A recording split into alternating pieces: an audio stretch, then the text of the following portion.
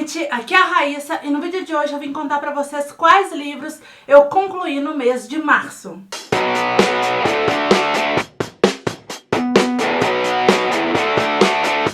Antes da gente começar, te convido a se inscrever aqui no canal se você não for inscrito e a me seguir em todas as redes sociais. Todos os links, como sempre, ficam no box de informação.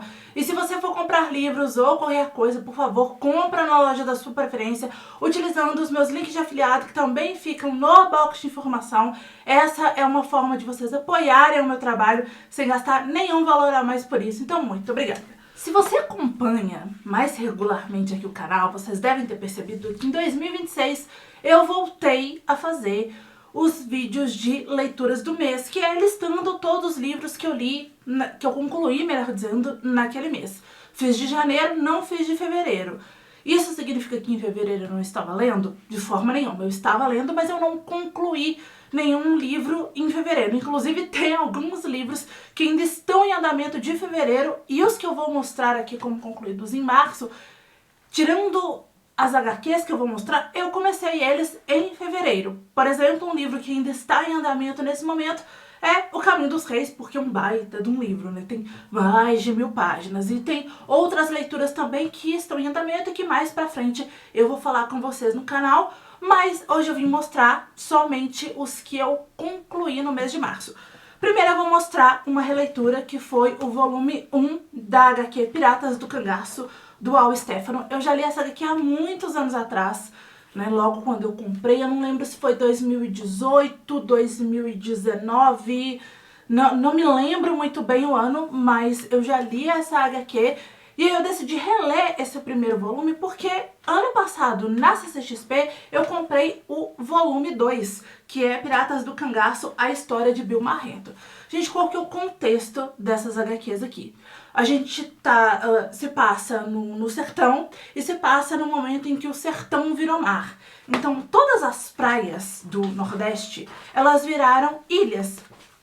E aí a gente tem agora piratas navegando por essas ilhas, onde antes era sertão, né? O sertão virou mar, né? Eles até cita aqui a profecia de Antônio Conselheiro no livro Sertões, do Euclides da Cunha, né?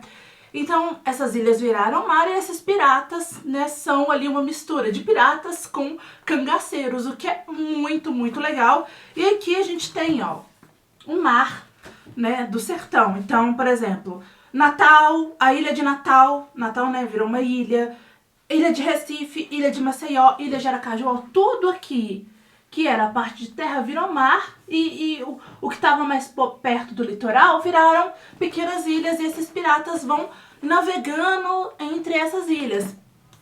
E são personagens que são animais, mas são animais falantes, meio humanoides, assim. Bem no estilo de Maus, do Art Spellman, até um pouco falantes, não no estilo de As Crônicas de Nárnia, mas são no estilo de Wicked, por exemplo, são esses tipos de animais, né? Animais mais humanoides, e são animais que a gente vê aqui no nosso sertão brasileiro, né? Então a gente tem um bode, a gente tem uma coruja, a gente tem touros, enfim, a gente tem vários, que na verdade não é touro, né? É boi mesmo. A gente tem sapo, lagartos, enfim. O personagem que vai protagonizar o segundo volume, ele é um bichinho que é chamado de mão pelada, que é o Bill Marrento, ou guaxinim, é como se fosse um guaxinim sul-americano.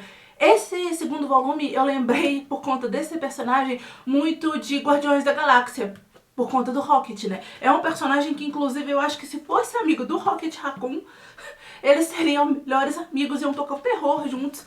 Fica aí a recomendação pra vocês desses dois volumes, Piratas do Cangaço volume 1 e Piratas do Cangaço volume 2, do Al Stefano. Vou mostrar pra vocês um pouco do traço, né? Pois estamos falando de HQ. É tudo em preto e branco, tá? Pera, deixa eu pegar uma parte que não dá spoiler. Aqui. E é muito bonito, tá, gente? Muito bonito mesmo. Eu já li outras HQs do autor e, assim, é muito bom. Eu recomendo bastante. Também concluí em março O Diabo Veste Prada. Sim, caso você vivia numa bolha e ainda não sabia, o filme O Diabo Veste Prada é inspirado num livro. E quer saber o melhor? A autora do livro foi assistente da Anna Wintour. Quem é a Anna Wintour? A ex-editora-chefe da Vogue. E sim, a Miranda Priestly é inspirada nela, tá? E, enfim, eu não me lembro como que foi a recepção da Anna na época que O Diabo Veste a Prada, o livro, foi lançado e na época do filme, mas recentemente teve uma interação dela com a Anne Hathaway, né? Que faz a Andrea no filme. No Oscar, né? Elas apresentaram a categoria, se eu não me engano, de figurino do Oscar 2026. E teve ali uma interação delas bem Miranda Priestly, né? Bem a arte imitando a vida. Parece que a Anna Wintour levou numa boa, mas o fato é que o livro é inspirado, segundo dizem, em experiências que a própria autora teve quando trabalhou com ela, né? E aí, gente, vai falar toda, né, a história desse mundo da moda. O primeiro volume de O Diabo Veste Prada, porque são 2 livros, tá? É uma duologia, e a gente vai ter aí o segundo filme agora em 2026, por isso que eu decidi ler o livro. Eu já assisti o filme algumas vezes, mas tinha muito tempo que eu não assistia o filme.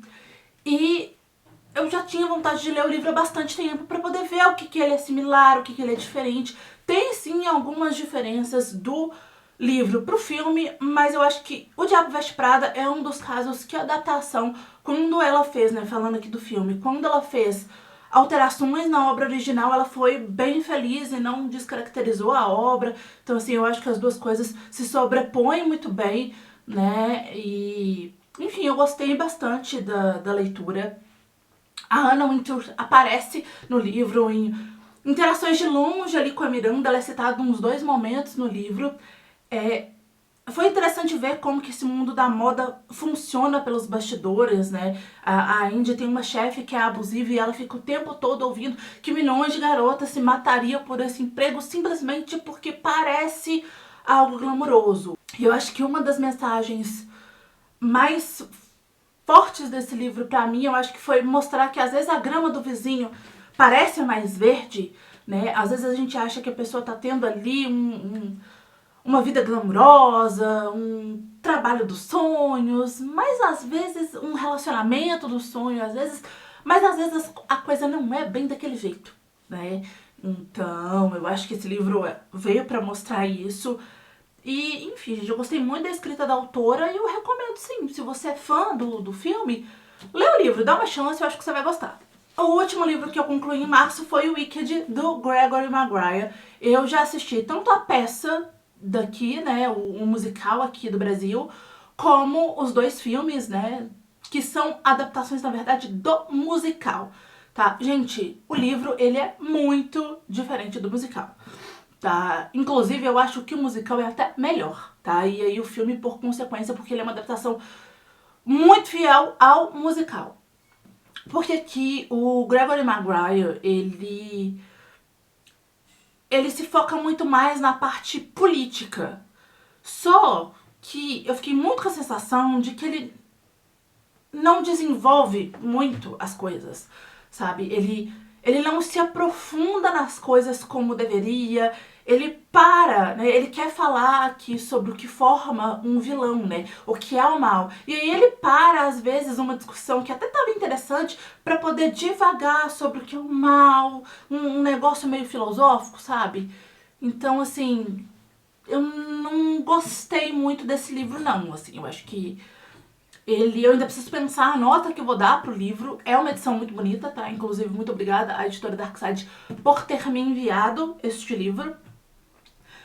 Mas o livro, ele é muito truncado. E ele não se aprofunda em algumas discussões que ele deveria se aprofundar, sabe? Os personagens parecem muito estranhos, muito mal desenvolvidos, né? A própria Elphaba, que tá, ela é uma personagem antiquada, mas a gente não consegue conhecer ela a fundo para entender as motivações dela no final do livro, tá? No final do livro, parece que ela tá correndo atrás da Dorothy no momento que a Dorothy aparece aqui por um motivo completamente fútil, sendo que ao longo do livro o autor tenta construir todo o embasamento dela lutando contra esse governo ditatorial do mágico, que no final do livro ele deixa completamente de fora, tá? As resoluções são muito rápidas, então assim... Não sei, eu acho que eu tô começando com o Wicked a entender como eu amei o musical e amei o filme.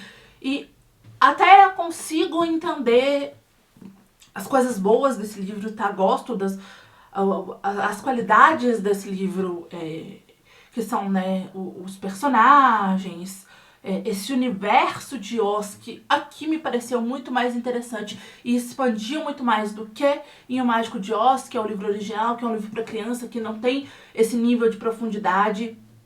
Então, assim, ele tem coisas boas, mas ao mesmo tempo, nessas coisas boas, eu gostaria que o autor tivesse se aprofundado um pouco mais, ao invés de parar o livro para divagar sobre o que é o mal, sabe? Ele mostrar a trajetória dessa personagem, né, faria muito mais sentido do que ele parar o livro para ter discussões sobre o que é o mal, discussões sobre uma religião que, no fim das contas, a gente não consegue entender o que é, porque ele não explica.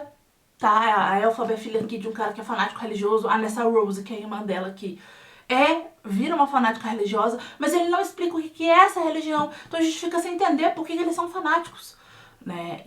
Eu acho que o musical, ele é muito mais feliz nessas coisas do que o livro, e a escrita do Gregory Maguire não é uma escrita bonita, mas ao mesmo tempo eu consigo entender o porquê que os produtores do musical olharam pra isso aqui e viram algo interessante. Tá, mas a história do musical, sim, ela é inspirada aqui. Então, os nomes dos personagens são os mesmos, o nome da universidade é a mesma, algumas relações são as mesmas, tá?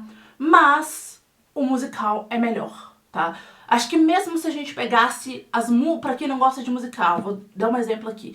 Se a gente pegasse as músicas dos musicais e transformasse todas elas em falas, pra ser só uma peça teatral, ou no caso do filme, só um filme mesmo, ainda assim ele seria melhor do que o livro, porque o autor, ele se perde em alguns momentos, tá? Eu acho que ele quis divagar demais e, no fim das contas, ele divagou, usou um monte de palavra difícil em alguns momentos e não chegou a lugar nenhum. Tá? Ele tenta expandir esse mundo de Oz, ele cria outros continentes, ele cria outras raças, mas ele não explica o que é isso. Ele tira umas informações do nada, então, no começo é dito que a mãe da Elphaba, sim, ela é infiel, tá? Ela é infiel, tá? Ela trai o pai da Elphaba mais de uma vez, mas em um determinado momento aqui que vai aparecer um personagem que é dito que ele pode ser pai da Nessa Rose. E a mãe dela vai se relacionar com esse cara. E aí é isso, fica a mãe dela lá, o pai dela sai alguns momentos de cena pra poder ir pregar. Quando, no final do livro, o autor simplesmente me brota com a informação de que eles eram um trisal, do nada. Sendo que no começo do livro, quando esse personagem aparece, quando o pai dela começa a ter interação com esse personagem, isso não fica claro. Mas do nada, parece que quando ele estava escrevendo o livro, no meio do livro ele falou: e se eu meter um trisal aqui? Porque é livro pra adulto, eu preciso meter um negócio adulto. Ele tira umas informações meio do nada, tá? A relação da Glinda, da Elphaba e da Glinda com o Fiyero. A Elphaba vai se relacionar com o Fiyero. Há no final do livro também uma insinuação que num determinado momento a Glinda e o Fiyero tiveram alguma coisa. Mas a gente não vê isso.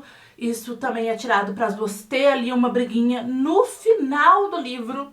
Então, assim, ele tira essa informação do bolso. Além disso, nesse momento, quando a Glinda vai falar pra Elphaba, né, vai negar pra Elphaba, né, que ela não teve nada com o Fiyero, a gente entende que a Elphaba achou que aquilo era mentira, mas aí também não fica claro. Se a Elphaba já tá entrando do absoluto nada no momento de surto, porque parece que é isso, assim, ela vira essa vilã, do nada ela surta. É isso que parece, tá? No musical tem muito mais contexto. Tá? Ela simplesmente existe. Aqui ela só é doida mesmo. É isso.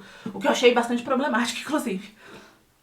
Mas a gente não consegue entender se o que a Glinda tá falando pra ela realmente é verdade, que ela não teve nada com o Fiyero, e que a Elphaba acha que teve, porque a Elphaba já tá nesse processo, né, de se transformar numa vilã do absoluto nada e sem absoluto motivo nenhum, porque tinha construção ao longo do livro inteiro pra ela ser essa vilã, e o autor jogou isso fora. Ou se realmente eles não tiveram nada. E aí quando a Glinda vai negar isso pra Elphaba, ela usa uma fala que eu achei racista. Ela fala que o Fiyero tinha a pele escura. Como assim, tipo assim, como se fosse, eu não teria nada com alguém de pele escura. Sabe? Ela não usa essa palavra, mas dá a intenção ter dito isso. E eu achei isso bastante problemático. Tá, o livro, se eu não me engano, a primeira edição dele, do musical é 95, então o livro deve ser mais ou menos dessa época. Deixa eu ver aqui na ficha catalográfica a informação. Gregory Maguire... 95. O livro também é de 95. Tá, é de 95, mas assim... Não dava pra revisar, meu anjo? O musical já teve, o brasileiro já teve várias versões. Não dava pra fazer isso com o livro, então assim... Pra mim, o Wicked é um dos casos em que as adaptações aqui, tanto o musical do teatro como os dois filmes com a Ariana Grande e a Cynthia Erivo, são melhores do que o livro, tá? Mas eu acho que vale a leitura, tá? Se você gosta de origem de vilões, de recontos, né, de histórias clássicas, porque o Mágico de Oz não é do Gregory Maguire, eu acho que vale a pena você ler. Se você é fã do universo de Oz, porque tem muitos fãs, eu te recomendo a leitura. Bom, gente, é isso. Me conta aqui embaixo nos comentários quais livros você concluiu em maio. Espero muito que vocês tenham gostado desse vídeo. Se você gostou, clique em gostei aqui embaixo para me ajudar na divulgação. Compartilha esse vídeo para os seus amigos. Se inscreve aqui no canal se você não se inscreveu lá no começo do vídeo. Assiste esses dois vídeos que estão aqui do meu lado, que eu acho que eles podem te interessar. É isso, beijo, tchau e até o próximo vídeo.